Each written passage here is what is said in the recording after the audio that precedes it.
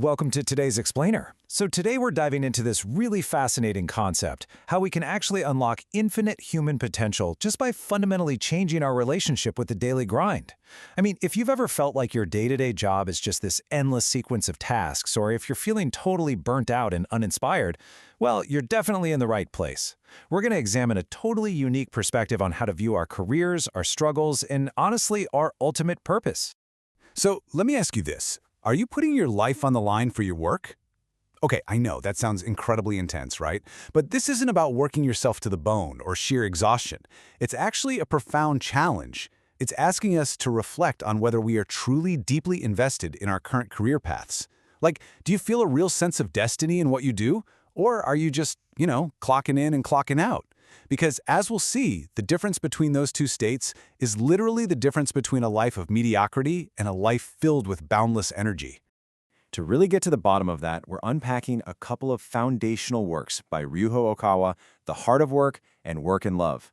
Specifically, we're going to dive deep into the profound concepts that originally came from Chapter 8, which is titled Human Potential. This was first published way back in the October 1989 edition of the Happy Science Monthly. This text is honestly a masterclass in professional and spiritual development, and we're going to distill its absolute most transformative teachings for you today. All right, moving into Section 1, the true meaning of work, forging your destiny.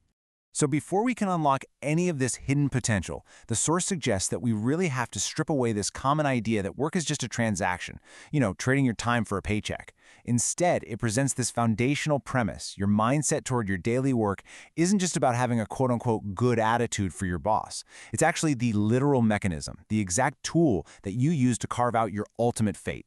Think of it like this: every single email you send, every project you touch, every interaction, it's a hammer striking the anvil of your life. If you approach work with a mindset of just trying to survive the day, well, your destiny is going to reflect that exact limitation. But if you approach it as the forge where your actual character is shaped, that's when you take active control of your destiny. Let's move to Section 2, Adversity as a Springboard, the Power of Frustration. Now, what's really interesting about this is that taking control of your destiny certainly doesn't mean the path is going to be easy. Any career worth pursuing is going to be paved with inevitable difficulties, moments of real darkness, and heavy setbacks. The text actually redefines a feeling that we usually try to avoid during these moments. It's this Japanese concept of kuyashisa, which translates roughly to a really deep frustration, or the stinging regret of failure. Usually when we feel defeated at work, we think of it as a roadblock, right? Like a sign to just give up. But the text urges us to reframe this completely. This frustration is absolutely not a stop sign. It's vital fuel. It is the necessary kinetic energy, the ultimate springboard for developing ironclad willpower and triggering massive self-growth. So how does this actually work? Well, this transformative progression starts with encountering those inevitable setbacks. Maybe you got passed over for a promotion or a business venture just totally failed. Step 2 is feeling the raw sting of that frustration. And the key here is don't numb it. You have to actually feel it. Because Step 3 is where the magic happens. You convert that seemingly negative emotion into pure willpower. You use that sting to say to yourself, I will be better. I'm going to overcome this. And then finally, Step 4, that willpower translates into profound, undeniable self-growth. You are literally using the heavy weight of failure to build your professional muscles. Okay, Section 3, Chasing the Ideal, Beyond the Status Quo. Once you've actually learned how to metabolize those past failures into fuel, it's time to project a higher, grander future possibility. There's this sharp contrast drawn between the status quo mindset, which is just being complacent with your current reality, and the idealized mindset, which is the constant, relentless visualization of the highest possible outcome. The source makes this crystal clear: true human potential simply cannot coexist with complacency. I mean, if you're perfectly comfortable, you're not growing anymore. You have to actively reject the status quo if you ever want to tap into a deeper well of energy. So the core attitude required here is to basically never be satisfied with the present. Now, this doesn't mean you should be ungrateful for what you have. Not at all. It just means you have to maintain a healthy, driving hunger for improvement. It's that ability to look at any situation, any project, any process, and constantly idealize it, always asking, how can this be better? What is the ultimate version of this? That is a non-negotiable trait for unlocking your deeper human energy. It's what keeps the mind sharp and the spirit totally ambitious. Moving right along to Section 4, Devotion to the Sacred, Transcending the Self. So we've got the willpower from our frustration, and we've got this constant drive toward the ideal. But eventually, personal ambition is going to hit a ceiling. We have to contrast working strictly for personal self-interest with what the text calls devotion to the sacred. In Japanese, the text refers to a junzuru kokoro, which means a heart that surrenders or devotes itself entirely. Now, when we say sacred in this professional context, it means something much larger than just your own ego. It means surrendering your immediate personal gain for the good of society or the good of your team or some higher ethical calling.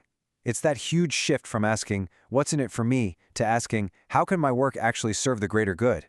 And according to the source, this specific act of self-transcendence is the exact trigger that releases unprecedented human energy. Think about it. When you're no longer just dragging the heavy weight of your own ego around all day, you become a conduit for something much, much larger. A selfless heart isn't just morally good either. It's incredibly practical. It completely removes the friction of anxiety and greed, which then allows you to generate massive, infinite energy for your daily tasks. You basically become tireless, simply because the work is no longer just about you. Which brings us to Section 5, Unlocking Infinite Potential, the Journey Complete. We have covered some incredibly deep ground today, moving from the daily grind all the way up to sacred devotion. Let's move to see how this builds together into a really clear, actionable path, essentially your hero's journey. Step 1, face your adversity without flinching. Step 2, use the sting of that frustration to harness unbreakable willpower. Step 3, direct that willpower to constantly aim for the ideal, totally rejecting complacency. And finally, Step 4, elevate that ideal by devoting your efforts to something sacred, something much greater than yourself. And that brings us to the core thesis statement of the October 1989 text. By combining the raw grit of willpower with high ideals and then dedicating all of that to a sacred calling beyond mere self-interest, you literally unlock infinite human potential. It's like you tap into this hidden reserve of massive energy that can sustain you through the absolute toughest challenges and propel you to the very highest heights of your profession. Which brings us to the final and perhaps most important question of this explainer. Have you found the work you are meant to do? Are you applying these mindsets right now? Using your frustration as a springboard, aiming for the ideal, and devoting yourself to a higher purpose? I really challenge you to take these profound concepts and map them onto your own life today. Try to transform your daily grind into a sacred calling, and just watch your infinite potential unfold. Thank you so much for joining me on this deep dive, and I sincerely hope this sparks a completely new way of looking at your own incredible potential. Keep pushing forward.